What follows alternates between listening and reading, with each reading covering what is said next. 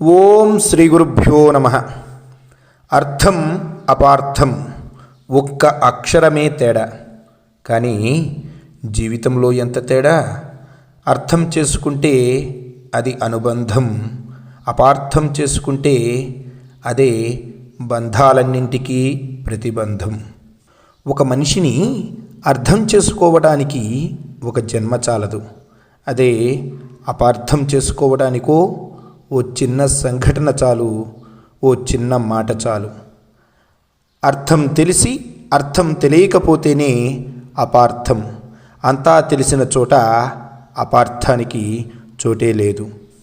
అనుబంధాలలో అవతలి వారిని పూర్తిగా అర్థం చేసుకోలేక కొన్ని, లేనిపోని భయాలతో కొన్ని, అలవాటుగా ఇంకొన్ని, ఆటగా ఆహ్లాదంగా అనుకుని మరికొన్ని, సగం దాచిన నిజాలు, సగం విన్న మాటలు, సగం తెలిసిన సంఘటనలు అనుమానానికి బీజం వేస్తాయి.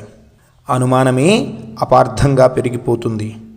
ఆదిలోనే తుంచకపోతే అదే జీవితంలోని అనుబంధాల మధ్య ప్రతిబంధకంగా పెరిగిపోతుంది. పెద్దల జాగ్రత్తను, భయాన్ని పిల్లలు అర్థం చేసుకోకపోతే అదే అపార్థం. పిల్లల అభిరుచులను, అభిప్రాయాలను, వాళ్ళ మానసిక స్థితిని, ఆ వయస్సులో సహజంగా ఉండే సమస్యలను పెద్దలు అర్థం చేసుకోకపోతే అదే అపార్థం. ప్రేమ ఉన్న చోట కోపం ఉంటుంది, భయం ఉంటుంది, అతి జాగ్రత్త ఉంటుంది. అతి జాగ్రత్తే ఒక్కొక్కసారి అనుమానంగా అనిపించవచ్చు, కనిపించవచ్చు, అపార్థాలకు దారి తీయవచ్చు. ఇవన్నీ ఉన్నాయని ప్రేమ లేదనుకోవటం పొరపాటు, నమ్మకం లేదనుకోవటం అవగాహన రాహిత్యం. నమ్మకం ఉన్న చోటే సందేహానికి కూడా చోటు ఉండి ఉంటుంది. సందేహాల నివృత్తి అయితే నమ్మకం గట్టిపడుతుంది. అమృతం పుట్టిన తావునే హాలాహలం పుట్టింది, హాలాహలం పుట్టిన తరువాతనే అమృతం పుట్టింది. భారవి, భవభూతి, కాళిదాసు వీళ్ళంతా సంస్కృతంలో మహాకవులు. భారవేరర్ధగౌరవం అంటారు పెద్దలు. భారవి వ్రాసే పదాలు అంత అర్థవంతంగా ఉంటాయంటారు పెద్దలు. అంత అర్థవంతంగా పదప్రయోగం చేయగలిగిన భారవి అర్థం చేసుకోలేక అపార్థం చేసుకున్న సందర్భాలు అతని బాల్యంలో ఉన్నాయి. భారవి చిన్నతనంలో అతని తండ్రి ప్రతి చిన్న విషయానికి మందలించేవాడు. చిన్న చిన్న తప్పులను, పొరపాట్లను కూడా సహించేవాడు కాదు. ప్రతిదానికి గట్టిగా మందలించే తండ్రి అంటే భారవికి ఎక్కడలేని భయం. ఆ భయమే తరువాత కోపంగా, ద్వేషంగా, పగగా మారింది. ఓనాడు ఓ చిన్న విషయంలో గట్టిగా మాట్లాడిన తండ్రిపై భారవికి తీవ్రమైన కోపం వచ్చింది. ఏమాత్రం అర్థం చేసుకోలేని ఇటువంటి తండ్రి వ్యర్థం అనుకున్నాడు భారవి. కొడుకును మందలించి పని మీద బయటకు వెళ్ళిన తండ్రి మధ్యాహ్న సమయానికి ఇంటికి వచ్చాడు. కాళ్ళు కడుగుతూ భార్యను అడిగాడు, ఏమోయ్ అబ్బాయి వచ్చాడా, అన్నం తిన్నాడా అని.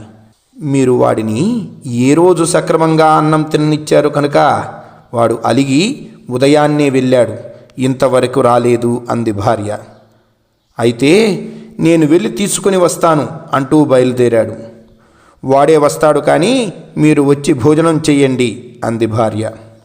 వినిపించుకోకుండా తండ్రి ఊరిలోకి వెళ్ళాడు. వెతికి నీరసంగా ఇంటికి చేరాడు. వాడే వస్తాడు కానీ మీరు వచ్చి అన్నం తినండి అంది భార్య మరలా. వాడు తినకుండా నేనెప్పుడైనా అన్నం తిన్నానా, ఈరోజు తినటానికి అన్నాడు ఆవేదనగా ఆ తండ్రి. మరి అంత ప్రేమ ఉన్నవారు ఇంతగా ఎందుకు నొప్పిస్తారు వాడిని? ప్రతి చిన్నదానికి కోపం చూపిస్తారు, గట్టిగా అరుస్తారు, వాడిని బాధ పెడతారు, ఆపై మీరు బాధపడతారు. ఎందుకు ఇదంతా అంది ఆ ఇల్లాలు. పిచ్చిదానా, నా కొడుకు మీద నాకు ప్రేమ కాక ద్వేషం ఉంటుందంటావా అన్నాడు నిర్వేదంగా. చిన్న చిన్న తప్పులనే ఎత్తి చూపించే మీరు వాడిని ఎప్పుడైనా మెచ్చుకున్నారా ప్రశ్నించింది ఆ ఇల్లాలు. వెర్రిదానా, నా బిడ్డను చూసి నేను ఎంత గర్వపడతానో నీకు తెలియదా? నా బిడ్డ గొప్పతనం ఎంతమందికి చెప్పుకొని మురిసిపోతానో నీవు వినలేదా? ఎదురుగా పొగిడితే నా బిడ్డకు ఎక్కడ గర్వం వస్తుందోనని, దానితో ఎక్కడ పొరపాట్లు చేస్తాడోనని నా భయం. కానీ మెచ్చుకోవటం ఇష్టం లేక కాదోయ్. నా బిడ్డ మీద నాకు ఎంత నమ్మకం ఉందో నీకు తెలియదా? కాకుంటే ఈ ప్రపంచంలో ఏ వ్యక్తి నా బిడ్డను వేలెత్తి చూపించడానికి వాడి దగ్గర ఏ చిన్న తప్పు ఉండకూడదని నా ఆకాంక్ష. మన ఎదురుగా మనల్ని పొగిడే వ్యక్తులే చిన్న పొరపాటును కూడా ప్రక్కన ఎంత ప్రచారం చేస్తారో నీకు తెలియదా? దానికి అవకాశం ఇవ్వకూడదని నా ఆరాటం. వాడిని అత్యున్నతమైన స్థితిలో చూసుకోవాలని నా ఆశయం. దానికి అవరోధాలైన చిన్న చిన్న లోపాలను సవరించడానికే నా ప్రయత్నం. అయినా నా బిడ్డ తప్పులను నేను కాక మరెవరు చెప్పగలరు? ఒకవేళ చెప్పినా నేను ఊరుకుంటానా అంటూ కన్నీరు పెట్టుకున్నాడు ఆ తండ్రి. ఇంటిలో అమ్మా నాన్నకు తెలియకుండా ఉదయం నుండి అటక మీద ఉన్న భారవి నాన్న మాటలన్నీ విన్నాడు. ఒక్క ఉదుటున క్రిందికి దూకాడు. పరుగున వచ్చి నాన్న పాదాలపై పడ్డాడు. క్షమించండి నాన్న అంటూ కన్నీరు పెట్టుకున్నాడు. తప్పు నీది కాదు నాన్న, నాదే. వెర్రి ప్రేమతో, అర్థం లేని ఆవేశంతో నీ మనస్సును ఇంతగా గాయపరుస్తున్నానని గుర్తించలేకపోయాను. ఈ తండ్రిని క్షమించరా అంటూ కన్నీరు పెట్టుకున్నాడు. నాన్న, క్షమించవలసింది నేను కాదు, మీరే. ప్రతిరోజు మందలిస్తున్నారని మదనపడి ఈరోజు మిమ్మల్ని బండరాయి వేసి చంపాలని పెద్ద రాయిని అటక మీద పెట్టుకుని కూర్చున్న మందబుద్ధిని నాన్న నేను. నీ మాటనే విన్నాను కానీ నీ మనస్సును చూడలేకపోయిన అవివేకిని. నేడు మీ మాటలు వినకపోయి ఉంటే ఈ ప్రపంచంలో నాకన్నా దురదృష్టవంతుడు మరొకడు ఉండేవాడు కాదు నాన్న అంటూ తండ్రి పాదాలపై పడి బోరున విలపించాడు భారవి. అపార్థాలు తొలగిపోయాక ఆ అనుభవాలు భారవిని ఓ గొప్ప కవిగా తీర్చిదిద్దాయి, లోకానికి అందించాయి. అర్థం చేసుకుంటే మనుషులు దగ్గరవుతారు, అదే అపార్థం చేసుకుంటే మనస్సులు దూరం అవుతాయి. ఒక్కోసారి ఆ దూరం చెరపలేనంతగా పెరిగిపోవచ్చు, కలపలేనంతగా కమ్ముకుపోవచ్చు. ఆవేశంతో కాక కాస్త ఆలోచనతో వ్యవహరిస్తే చాలా అపార్థాలు దూరమవుతాయి.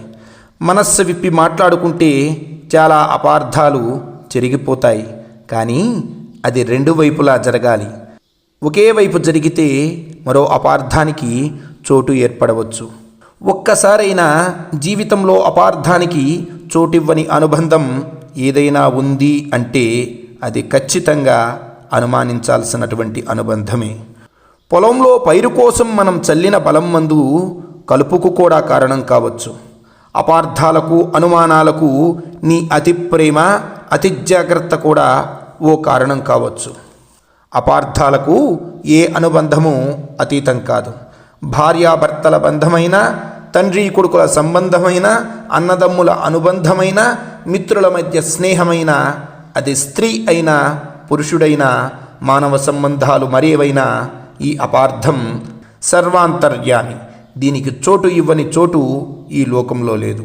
దుమ్ము చేరని గది, కలుపులేని పైరు, వాసన రాని ఒళ్ళు ఉంటాయంటే నేను నమ్మను. ఊడ్చి దుమ్మును, ఏరి కలుపును, స్నానం చేసి వంటి వాసనను దూరం చేసుకున్నట్లే ఆలోచనతోనూ, విశ్లేషణతోనూ, నమ్మకంతోనూ, నిజాయితీతోనూ, పారదర్శకతతోనూ అపార్థాలను తొలగించుకోగలిగితే అనుబంధం మరింత గట్టిపడుతుంది. అపార్థాల మేఘాలు కూడా ఆనందవర్షమే కురిపిస్తాయి, జీవిత పాఠం నేర్పిస్తాయి. ఎంత జాగ్రత్తగా ఉంటే, ఎంత జాగరూకతతో ఉంటే, ఎంత పారదర్శకంగా ఉంటే అంత అపార్థాల ప్రమాదం తక్కువ.